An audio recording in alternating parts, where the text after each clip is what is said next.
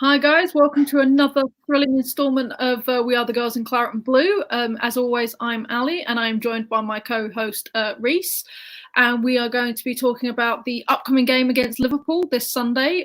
In Reese's eyes, it's a must-win crunch game. For me, I'm a little bit more relaxed about it.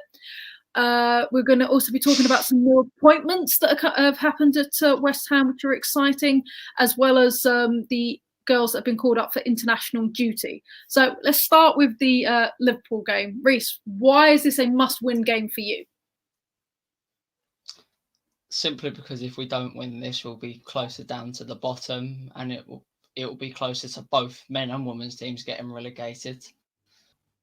I don't think we're at that stage yet, but I think if we lose it, our confidence is going to then go straight out the water. So that's why it's a crunch game for me.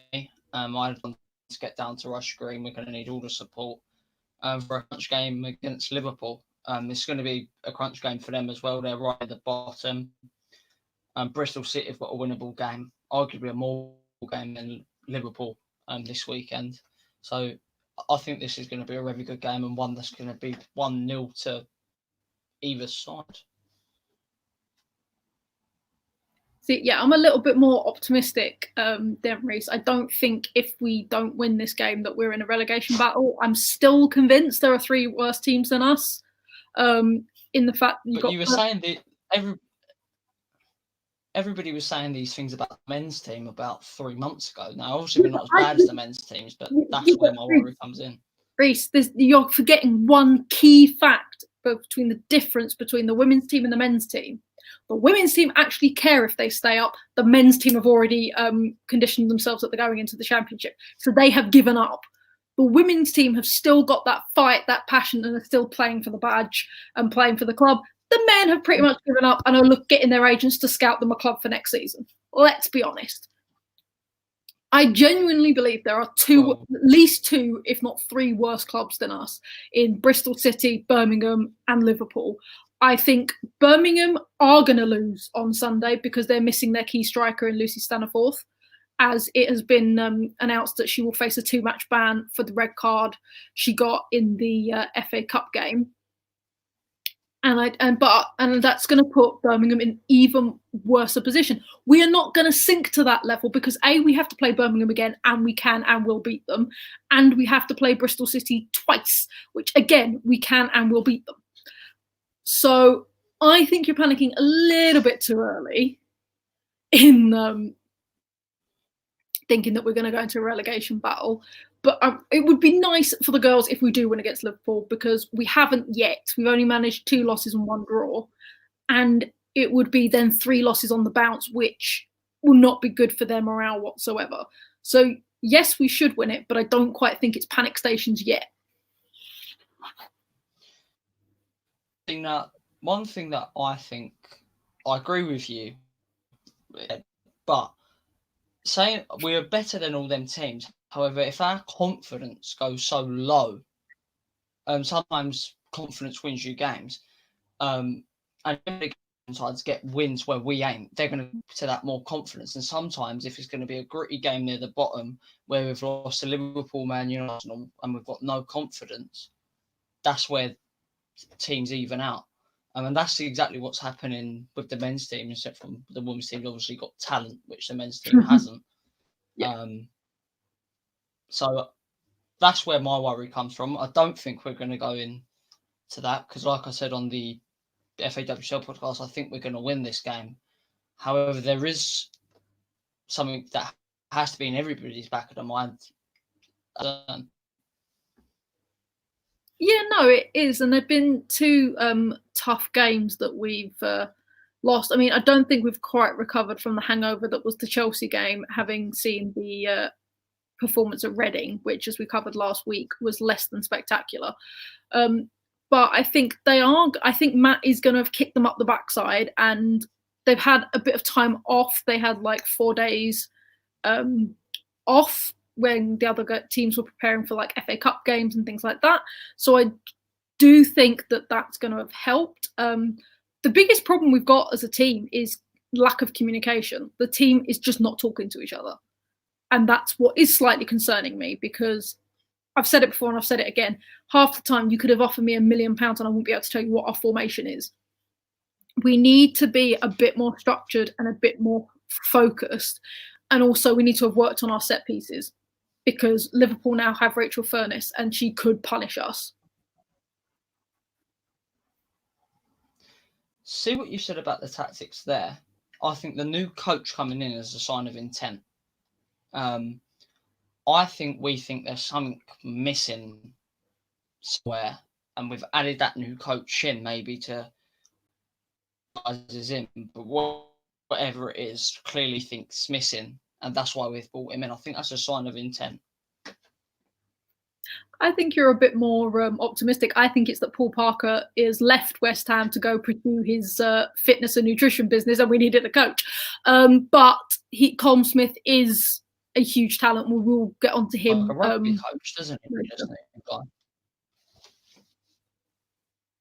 A little bit, but yeah, we'll get onto him in the news. But yeah, I do think, you know, it's a must-win game in terms of our girls' confidence, in the fact that if we go on to the third defeat on the bounce, that's probably not going to do the best for us. However, we were 3 defeats on the bounce when we pulled off that spectacular comeback against Man United. So who knows what's going to be inspiring our girls to to victory. To be honest, when it comes to Liverpool, what do you think we have to do? What is it about Liverpool that we need to break down to make sure that we win? Not being dejected to Liverpool, but turn up, I think. If we turn up, we win the game. I said it in the away game. I don't think Liverpool are a very good side. I think they've got a bunch of players that are good individually, but not well suited as a team. However, they have started to gel, so maybe I'll be proven wrong on Sunday. But I think if we turn up, we beat them.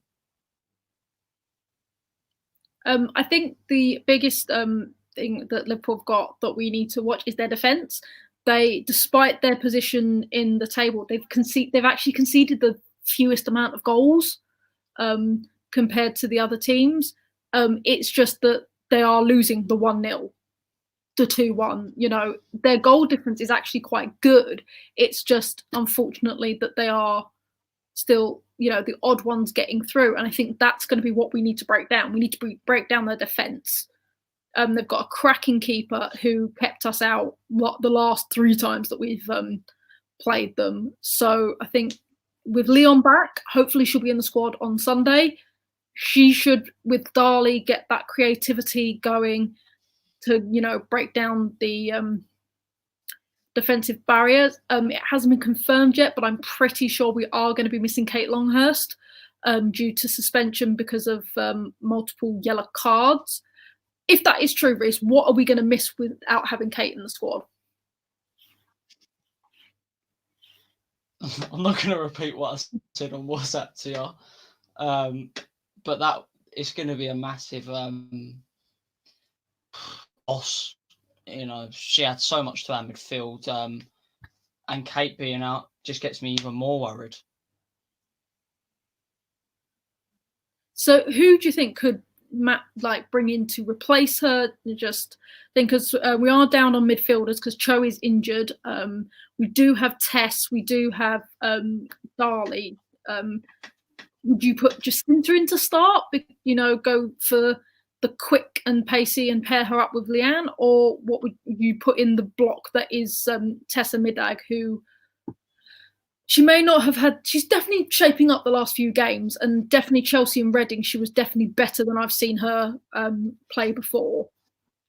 So what kind of combination would you go for? I wouldn't add anything to my midfield. I'd actually go to a 5-2-3 and have 2 wingers there, and have Darley and probably Middag in that midfield. I think that's a good balance. So that's what I'd do. So who would you have on your wing then? Because remember, we're still fighting a very small squad at the moment.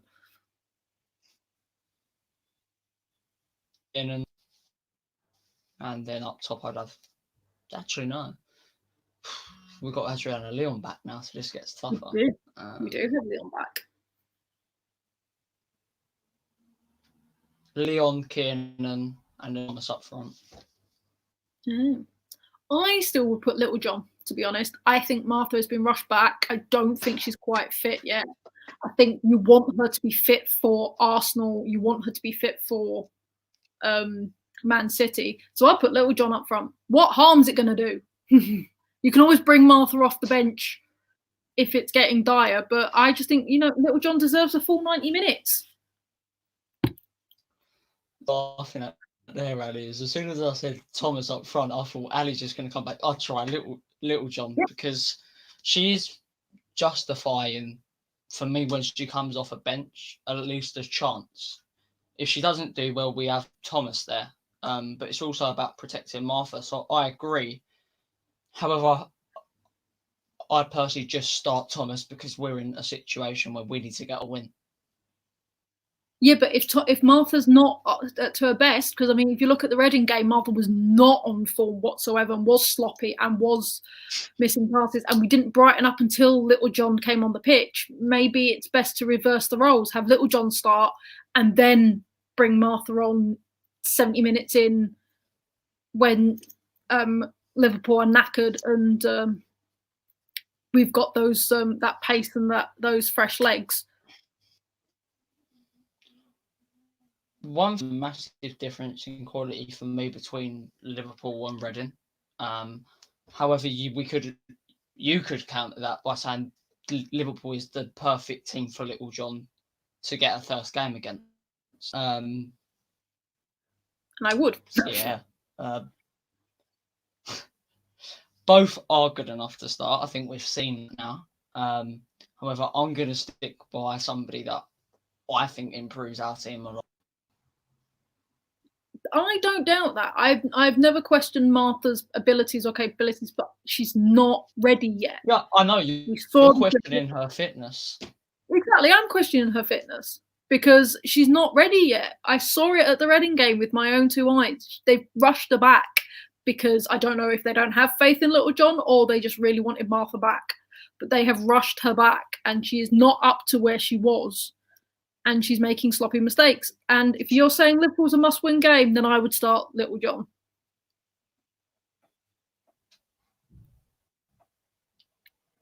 Why? Just out of interest. Because Martha was making sloppy mistakes at Reading. She's not back to full fitness yet. And she said it herself that she was grateful to get the minutes back, but she wasn't there. Little John is fully fit. Little John is raring to go. She's a class player. She's got proven quality in the fact that she's been picked for the Ireland squad again, which again we will talk about when we talk about the international call-ups. She is fit and raring to go, and she's not proved herself yet. She's been given the odd 10 minutes here, the odd 20 minutes there if she's lucky. And I think this game is a must-win, but it is also a game that we can do with our second striker. If we've still got Lehman on the pitch, if we've got Leon on the pitch, if we've got Darley on the pitch, we don't need Thomas. Thomas can come on at a later stage, but we don't need her to start. And I think that you should bring on Little John. See, the more you're convincing me to agree. See, another thing, to be sneaky, is the fact that because she's not played that much for us yet, Liverpool, when they're watching tapes of the opposition, they will have been watching Martha. However, if we flip the switch and put Little John up front, they won't have been watching her, will they? But they won't know what she can do. Oh, God, Ali. See? Not just a semi-pretty face. I know things. You're going to be called up as assistant manager or something soon by any team just to be sneaky. Exactly. So our regular statistician and viewer Pete has pointed out that Liverpool have only scored 2 more goals in a game once, and that came last time around versus Arsenal. Plus, they have had better results away from home. I don't want to know that, Pete. Oh, thanks for panic stations more now. Bloody hell. He has also pointed out that he wouldn't be shocked if it was a draw, which, to be honest, I wouldn't be that surprised. I would love a win. I know that there are other fans that definitely, after them doing the double over us last season, definitely would want to win. But I'll take a point, to be honest. Call me optimistic, but I think we're going to win this game 3-0. I think we're going to get the goal early and then tear them apart. Can I just say you've now done the kiss of death, which means we're going to lose, because you were like, I think we're going to win against Chelsea, 8-0 loss. I think we're going to beat Man City in the men's, 2-0 loss. I don't like your feelings, Reese. I like being optimistic.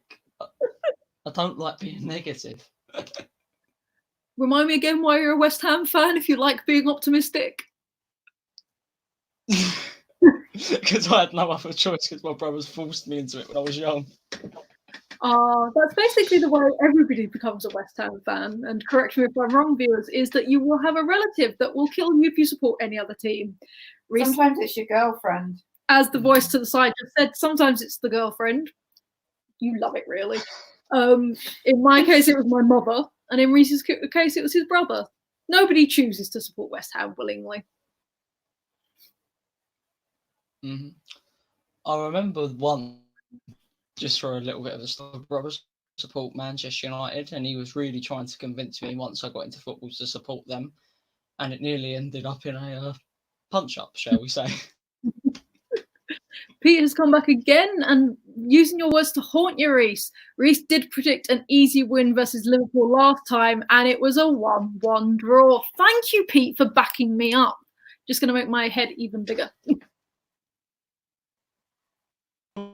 All these people bullying a London boy. Come on. Hey, I'm a London girl, and I can bully if I want to. So, I don't know if you agree, Reese, but for me, the two key players with Liverpool that we've got to watch out for is Melissa Lawley and Rachel Furness. Lawley's been with them since the beginning of the season, and having come from a lackluster season at Man City, she is really seeming to relish her role as being one of the key players at Liverpool. Rachel Furness was at Tottenham the beginning of the season and then was bought by Liverpool in the transfer window. Again, has shown her absolute... She used to play for Reading as well. She used to play for Reading, absolutely. Another key player. What do we need to do to snuff them out? Because we've, especially Lawley on the wing, she's one of the fastest players I've ever seen. I think with Lawley, you've kind of got to do what Bright did to Kiernan in sort of bully him out of a game. With Furness, I don't know. I think if she plays as well as she, sometimes you just ain't going to stop a player like that. However, one thing she likes to do is cut inside a lot. So I think if you stop her doing that, you stop Rachel from playing her usual game. However, I'm sure she's got something else in her locker. Okay, so your score prediction is 3-0. I'm going to be a little bit more realistic. I can just see it. I still think we're going to win. I'm going to back West Ham 100%, but I think it's going to be a narrow game. Either we're going to score early and then just park the bus and hold them back, or it's going to be 0-0 up until like the 85th minute, and then we'll get a free kick and Darley will do her absolute magic. I think it's going to be 1-0 West Ham. You know what's replaying in my mind a lot though now? Now I've mentioned the 3-0 is, do you remember when we was absolutely smashing them last season in terms of the game at Rush Green, and they counter-attacked us, scored, and then just parked the bus? That is now replaying in my mind all the time. Excellent. God. Pete is a busy boy today. He's being very nice and has gone down the middle and has said that it's going to be 2-0 to the Hammers. That's because he knows what's good for him, and he has to back West Ham. And he's only been yesterday.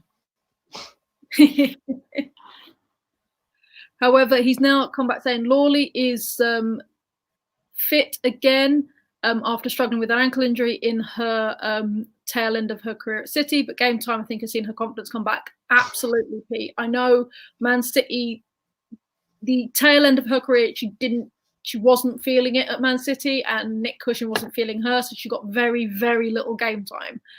But Liverpool's definitely been a huge boost for her. So that's who we've got to snuff out. It's her and it's Furness we've got to snuff out if we've got any, sniff of a win.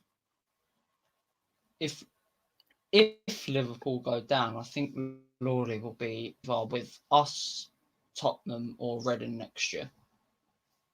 Yeah, absolutely. To be fair, I pegged her to go back to Birmingham once she was released from her contract at Man City, but then it seems that Birmingham have had a mass exodus.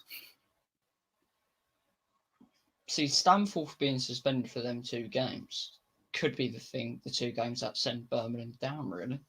Yep, absolutely. Right, let's move on to some more fantastic news in the fact that multiple hammers have been called up internationally, both for the She Believes Cup and also the tournament over in Europe, which is also good qualified. Old Phil Neville. Good old Phil Neville. No, for the Olympics, we've had a fair few international hammers. So let's start with the big one, which is Grace Fisk has been called up for the England squad for the upcoming She Believes. Quite a if you're a West Ham fan, it's not a shock, but it is a shock because it means that Phil Neville knows where Rush Green is, which we were not convinced he did. The only other thing I can think of is he was at the Chelsea game and thought, yeah, they may have lost 8-0, but she's not that bad. But it's huge congratulations to Grace. And for anybody who's not familiar with Grace, she's actually captain England at every level apart from senior. So she's been the under-17s captain, the under-19s and the under-21s. She's being, scouted to replace Houghton in the future as senior England captain, which I know me and Reese would definitely to do that already. Yeah. So, how excited are you, Reese, that Grace has been picked for the Lionesses? You would have seen me on Tuesday when it was announced. I couldn't wipe the smile off my face.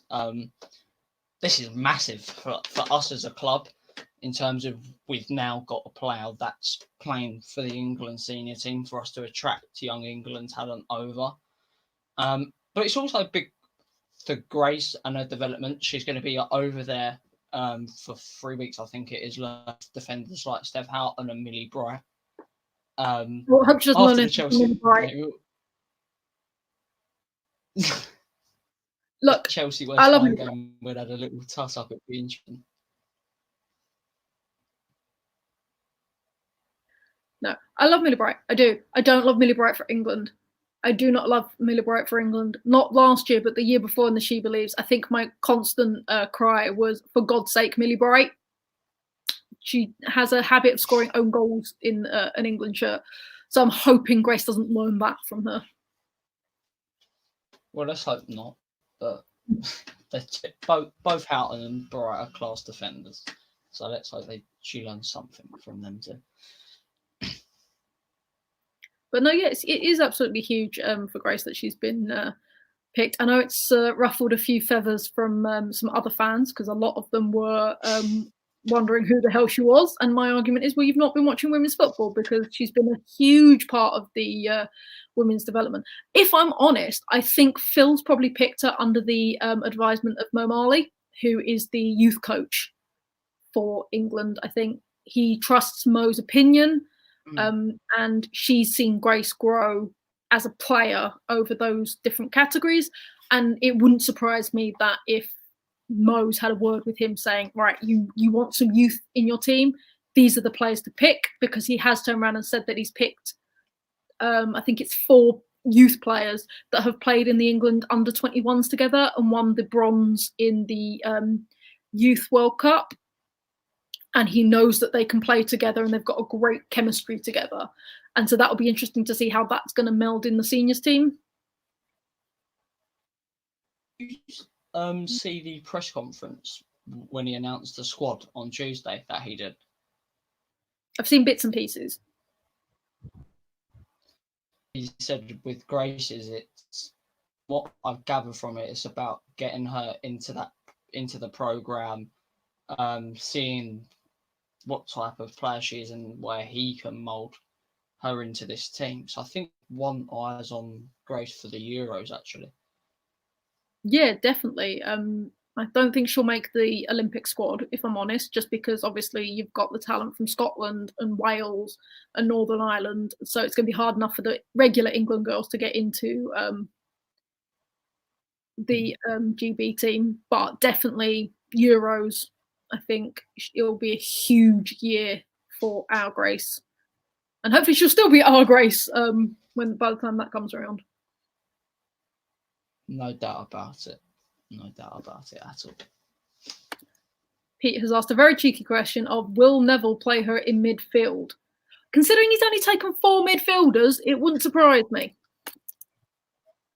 I think Ali will end up hitting him if he ever arrives at Rush Green. So, Little bit. So moving on to further chillier climes, Scotland announced their national team, and not only has former Hammer Jane Ross been called up, but also current Hammer and her replacement of number 9, Martha Thomas, has also been called up, which again is a huge thing. Martha got called up last time but had to pull out through injury, so this time hopefully she will be able to make her Scottish debut over in Europe when they are fighting for, I think they're fighting in the Cyprus Cup, but don't quote me. let's hope take Jane Ross's place in that Scotland team as well. But yeah, that's absolutely huge. And then finally, it seems that we've got most of the Northern Ireland squad, or the Ireland squad, because Kernahan's been called up, Brosnan's been called up, Little John's been called up. So yeah, we're absolutely thrilled for them as well. And that's going to be going on towards the Olympic qualifications for Ireland, as well as Euro qualifications as well. So that's very exciting. And Leanne's actually played a very key role in the Ireland squad. Have France announced his Darley maybe in that? Yeah. Not yet, not I know of. So we have a great comment from Hev, who said it's going to be a great experience for Grace and the other Irons. Fingers crossed, though, they come back injury-free. Yes, because both Alicia and Tess played for their country and then broke things. So as proud as we are that they are international, we also hope that they come back in one piece.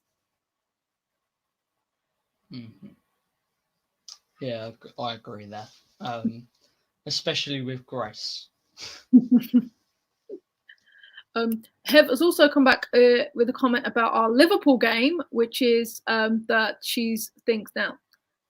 Bear with me while I try and pronounce this, because this is probably going to be Babajide. There we go. Yeah, Babajide is one to watch.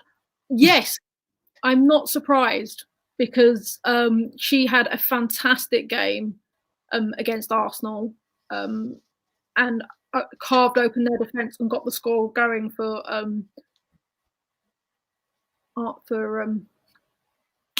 Liverpool. So yes, she definitely is, and she's a very physical player. And having seen our team get battered by Reading, she's definitely one to watch. I agree. However, I think Babajide with this game will come on off the bench if it's 1-0 to us and make things very nervy for us towards the later stage. Oh, and we are being corrected again about international. Don't forget Kiskis achievements in the Polish under-17s. Yes, they won. I can't remember what tournament it was actually, but they won the tournament they were in this week, and Kiskis was in it. And it's actually quite sweet, because if you watch the photo, if you look at the photo where they're lifting the trophy, she's doing the crossed hammers. Yeah. No. So that is quite that's adorable. That's another great step for us and the academy, and because now we have that sort of status where if you come to West Ham, as a kid, we'll develop you into a stage where you win stuff for your national team. Absolutely. And Pete has corrected me by saying it's the Pinatar Cup and not the Cyprus Cup this year. So that's what Scotland will be fighting for when England go off for the She Believes. So, with international football, I get to a stage where after a week, I just want it to be over.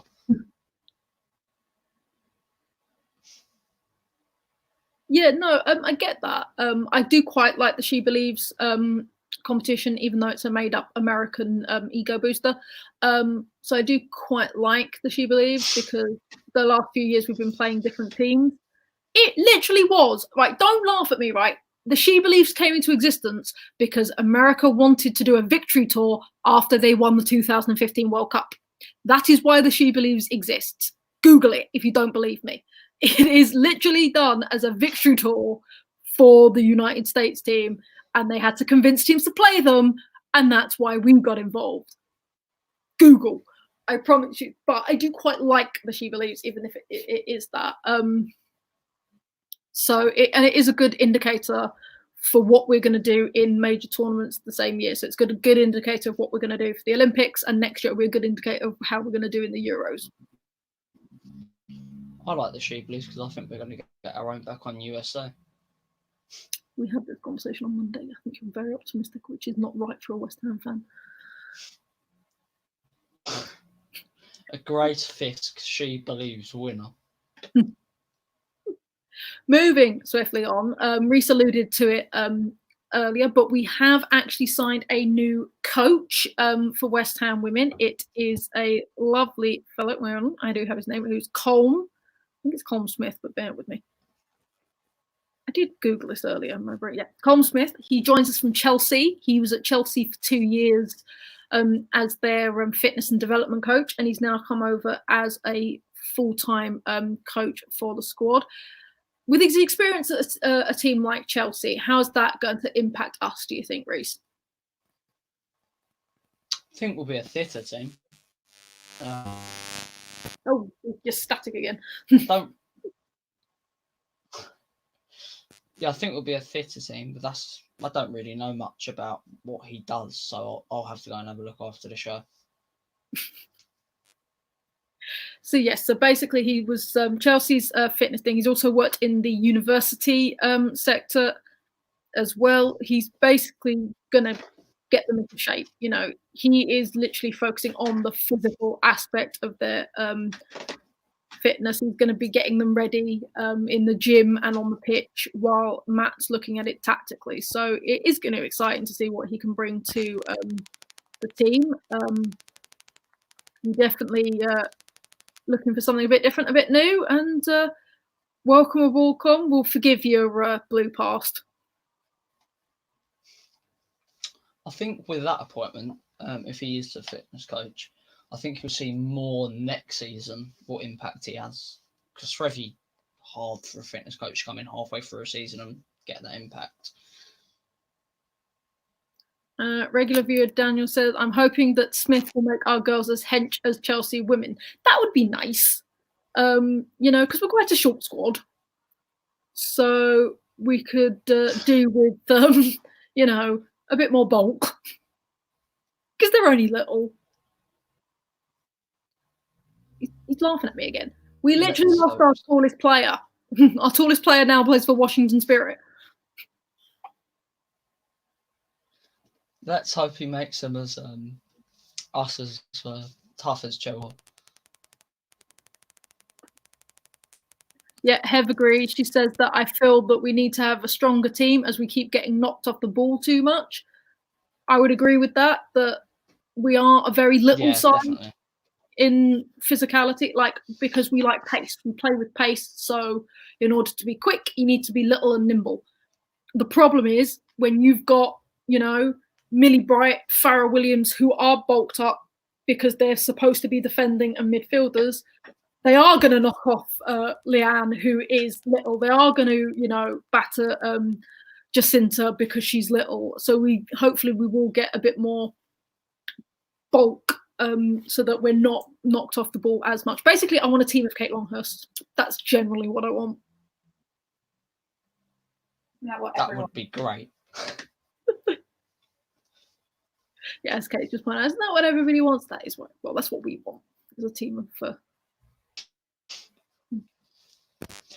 What I want to see, actually, is some of us now getting contract extensions? Yes, I think we need to lock down a few more players. Luckily, we've locked down Kate, which is nice. I would want to see Leanne with a contract extension. I would want to see Alicia with a contract extension. Darley and Leon as well. Get those locked down. Grace for a long-term contract. And I want to keep Captain Fantastic. Yeah, we have to keep Julie. Simple. Absolutely. And then a final bit of West Ham news is we have it from a very reliable source that the club have finally sorted out the fan board that they promised way back when in January. The decision was put off due to various reasons. I think the fact that they had the massive flu outbreak in the middle of when they were supposed to be deciding the supporters board. However, it is happened. They are going ahead. I believe the announcement's going to come late this month, early next month. I'm not quite sure when it'll be, but it will be very. It's good to see that they've followed through with what they said that they were going to. Interesting to see what happens with that supporters board, and let's hope it just improves us as a club even more. Yep, absolutely. So that's really exciting. So we are going to finish off with a random question, but I quite like random questions. This comes from Tone, which is, what's your guys' favourite Batman film and your favourite actor that has played him? Mine is Batman Returns and Michael Keaton. I have never watched a Batman film in my life, so I won't know. What? Oh, Reese. Oh, I'm reevaluating our friendship right now. But in that case, I'll go and watch one after the show. How can you consider Batman film? Oh, he's the greatest superhero. Because I have more of a entertaining life than to sit on my bottom and watch something for 3 hours. Please tell me you're not a Marvel fan. If you're a Marvel fan, then ladies and gentlemen, this will be the last podcast. I like Marvel, but I wouldn't class myself as a fan, no.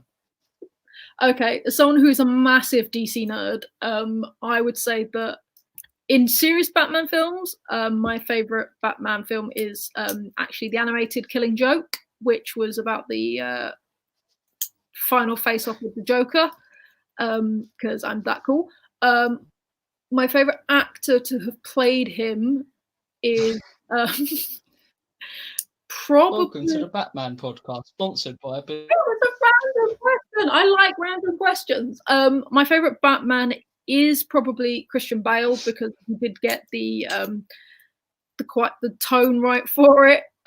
However, my favourite Batman film is the Lego Batman film, because it's genius and it's hilarious, and I've watched it multiple times. And Daniel's come in with the Adam West with the rubber shark attached to his leg. Absolutely, shark spray. I'm all about it. The Adam West Batmans are ridiculous, but they are camp and they are fun. See, we can be not serious and not West Ham. And Pete's yelling at me now for bad mouthing Marvel. After all this talk, I think I'm gonna stick to boxing and football. No. See, but Pete says don't badmouth Marvel. I say DC Master Race. All I've got with you. What is happening to our podcast? It's a little bit of fun, lighten up, Reese. Right, do you want to take over plug six? Let's lighten up some fun. What round is Fury going to knock Wilder out on Saturday? That's a much more entertaining topic. Wilder is going to beat him. No way. He's a homophobic. Tyson Fury. I'm a massive Tyson Fury fan. Fury is going to knock spark out. I don't understand how we work. I really don't. Probably because we just don't open up about anything else but football. It's true. 'Tis true. Tone agrees with you and thinks Fury will outbox. Come on! Right, that's it. We've descended into anarchy. So I'm going to let Reese do Plug City because I did it last week, and then we're going to sign off and let you all get on with your. Hold on, Pete's gone for really random. All right, what dinosaur best describes West Ham? Men or women? I'll get Fury to outbox you soon, Pete. No, what dinosaur would be it? If it's the men, then it's got to be like the slowest, oldest dinosaur going. David Moyes. Yeah, there you go. What does dinosaur describes best West Ham? It's David Moyes. Right, plug away, and then we can end this anarchy. So we are now available. Our podcast, FAWCL podcast, is now available on iTunes, Stitcher, and Spotify.